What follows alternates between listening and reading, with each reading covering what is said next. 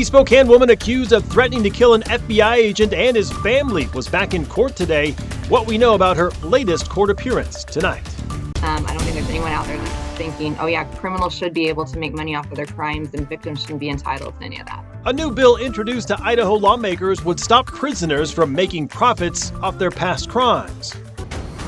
Temperatures are on the rise as we head into the weekend, but we're talking a whole lot of rain getting us there.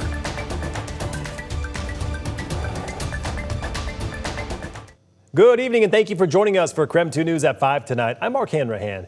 We have some breaking news at the top of this hour. Police are investigating a shooting in North Spokane tonight. KREM 2's Regan Gallo joining us live from the scene as she is gathering more information right now. So Regan, what can you tell us? Well, Mark, Spokane police have responded to an incident off East Decatur Avenue in North Spokane, which is where I'm at right now. Now, police tell us this seems to be a drive-by shooting incident with one person as of right now sent to the hospital. Now, I'm going to have our cameraman zoom in a little bit. It looks like as of right now, police have been going into this blue home off of East Decatur Avenue, and they do have red tape marked off in the area, also taking pictures out of that home. Now, other things we do know from Spokane police is that person that was shot is female and that it doesn't appear that this incident was random. Now, again, the 1500 block of East Decatur, that road is currently blocked off. Also, in the last half hour, we have seen police officials knocking on doors in the area, talking to neighbors, and also, again, taking pictures of that home. Now, we will continue our reports on this active investigation throughout this evening. I want to note that this is still ongoing, so details could change as we continue to uncover more. And we are waiting to hear from Officer Strassenberg with Spokane Police. For now, I'm in North Spokane. Regan Gallo, KREM 2 News. All right, Regan, thank you very much. In other news, a Spokane woman accused of threatening to kill an FBI agent and his family is now free from jail as she awaits her next federal court appearance. KREM 2's Caitlin Galloway was in court this morning and has more information. Federal prosecutors withdrew their request to keep Brenna Doyle, the woman accused of threatening to kill an FBI agent and his family, in custody. And a judge said this morning that's likely the only reason she didn't leave the courtroom with U.S. Marshals. According to a now unsealed affidavit, 18-year-old Doyle wasn't involved with protests in Minnesota. The affidavit says Minneapolis protesters broke into 2 FBI vehicles and stole weapons, tactical gear, and FBI documents, including personal contact information like phone numbers and home addresses. That information was posted online, and court records say Doyle used it to call the agent to threaten to kill him and his family. Records say 10 to 15 FBI agents got threatening phone calls, but Doyle's were determined to be, quote, true threats rather than harassment. The affidavit shows she told the agent his daughter was dead, and he was dead, saying, quote, I will kill you myself. She left 3 threatening messages within 2 minutes, causing the agent to contact his daughter's school to notify them of the threat to her life. Federal prosecutors originally wanted Doyle to remain in custody, partly due to criminal history, which includes 3 misdemeanors after a July 2025 arrest and a February 2025 felony conviction for attempting to elude a police vehicle. But this morning, they withdrew a detention request. Doyle will be on probation and only allowed to leave her home for work, legal or court-ordered processes, and medical treatment until her next court appearance. Her next hearing is scheduled for February 9th in Minnesota. Reporting at the courthouse, Caitlin Galloway, KREM 2 News. A new Idaho bill is making its way through the legislature aimed at preventing prisoners from making money through things related to their crimes. KREM 2's Christian Garza spoke with the bill's sponsor about why they're making the change now. Christian? This bill would replace the state's current law, which was created back in 1978. Under current Idaho state law, which is loosely related to other states' Son of Sam law, if a person earns money from telling their story through things like scripted media, then the money earned has to be paid to the state. The money then will be put into an escrow account for victims.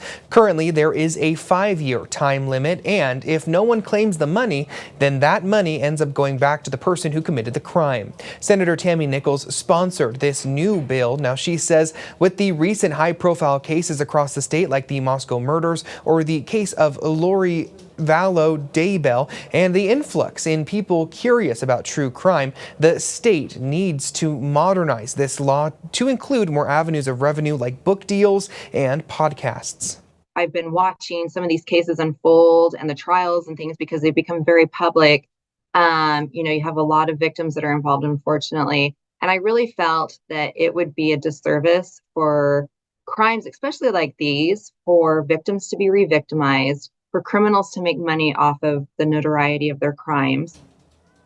Senator Nichols says laws like the one currently in place in Idaho is prone to potentially infringing on prisoners' First Amendment rights. Now, she says that's another big reason to update the law because they don't want to stop prisoners from sharing their stories. They just want to make sure victims get properly compensated. The bill was just introduced to the Judiciary and Rules Committee yesterday and will be discussed further sometime next week. If this bill is turned into law, it goes into effect starting on July 1st of this year. In the newsroom, Christian Garza, KREM 2 News. All right, Christian, thank you. In other news tonight, the family of a man who police shot and killed back in 2024 is filing a wrongful death lawsuit against the city of Spokane and the Spokane Police Department. The family believes this could have been avoided had there been a behavioral health unit on the scene at the time. 29-year-old Jonathan Musselman was shot and killed after police responded to reports of a man firing gunshots out of an apartment. The family attorney claims Musselman had a pellet gun and was not armed when police arrived. She also claims police knew that he was dealing with mental health issues. There's a behavioral mental health unit that should have been called in to assist them and to talk to him. And instead they came up and shot him. The family filed the lawsuit after the city refused to meet and work on a resolution. Now, we did reach out to the city of Spokane for a comment. They say they have not yet seen the lawsuit and can't comment until it's been reviewed.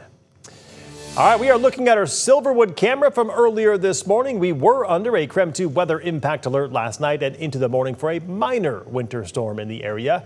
You can see on your screen that snowfall that made the commute a bit more difficult this morning.